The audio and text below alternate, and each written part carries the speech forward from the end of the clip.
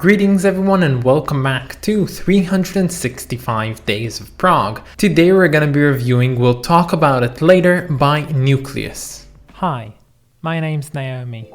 I'm an avid progressive rock fan, but I'm a long ways from knowing all the prog albums out there. But this year, I'm gonna give it a try. This is 365 Days of Prog. So I'm very excited for this one because this is probably the first jazz rock fusion album we have on here, and if not the first, then the quintessential one. Now before I get into this review, I want to share with you some of my favorite bits from this album.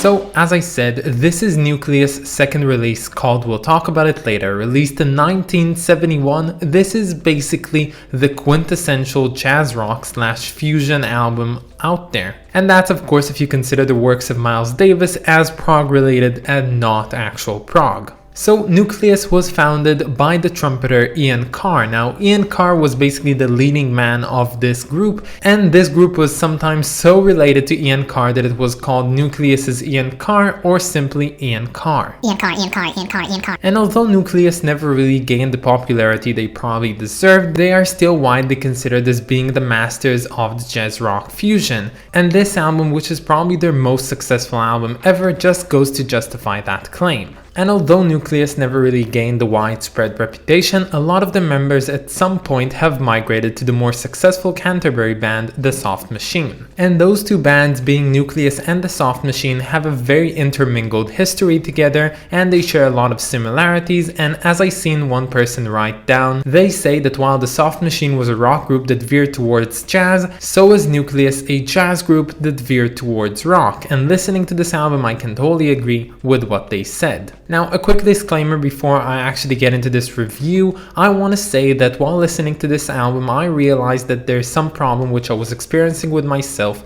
and that being my inability to actually criticize jazz music as well as I can criticize progressive rock. It would be an understatement to say that jazz is just, some sheets of paper with some ink drawn on them, dictating the notes that one should play, and that's about it, and anyone that could have those sheets in their hands and the right skill could play the same music. Because as I see it and as I've heard in my entire life, jazz music revolves a lot around the emotion and what the actual player, the person himself, brings into the music from themselves. You might look at it like acting. You can always have the same script and give it to a ton of different people, but each and every one would bring their own emotional connection to the character and perform it differently. And unlike progressive rock, which a lot of the times focuses on the proficiency of the player, jazz music seems to focus more on the experience that the player creates. And rating and criticizing an experience is much harder than criticizing actual written down performed music. So I'm gonna try anyway. So this album opens up with the now very iconic Song for the Bearded Lady, which holds one of the most famous riffs from the jazz rock fusion era. Carl Jenkins, who's actually playing some saxophones and the keyboards on here, did actually go ahead and join The Soft Machine a few years later and feature the same exact riff on their album Bundles. Now, I've never heard Bundles myself, but surprisingly the list with its randomization decided that we're gonna listen to that exact album in just 2 days time. So I'm not gonna say anything about this, I'm just gonna wait 2 days until I can get to listen to that album, and then I'll talk about it more. And I believe that each song on here has this one instrument which really gets the spotlight on it, and when it comes for Song for the Bearded Lady, I think that it's the trumpet by Ian Carr. This song is followed up by two, good songs, but not as good as the first. The first one being Sunchild, which is led by an oboe, or is it a tenor saxophone? I'm not entirely sure. And that one is followed up by Lullaby for a Lonely Child, which is a tongue twister by itself, which is led by a very peculiar instrument called the bouzouki. But if you thought that the level of this album was going down as it progressed, well, you're basically wrong, because the next song is a perfect song to me. That's of course the title track of We'll Talk About It Later. That's a fantastic song which opens up, if I believe correctly, with the electric piano on your left ear and the electric guitar on the right ear, and then you have the chunky bass and the drums all together in the mixing, and it somehow sounds like you're actually sitting in the bar and listening to Nucleus performing this live. And the brilliant production and mixing done on this track is only exaggerated a lot more by Brian Smith's saxophone playing, which comes in at the half point, and he truly graces this song into perfection. And talking about bass, I have to note out something that I realized about this album. It does not utilize the upright bass, which is so commonly found in jazz music, but rather opts to use the electric bass and the acoustic bass. Now that to me I believe is a very interesting artistic choice, which gave this album a more, drive towards the rock music and less towards traditional jazz. Then we are greeted with the track Oasis, which is probably the longest track on here, and it's really nice, and again led by Ian Carr's trumpet, or it might be a flugelhorn, I honestly cannot tell the difference. And then we get what is probably the weakest song on here, that if it did not exist on this album or at all, no one would bet an eye,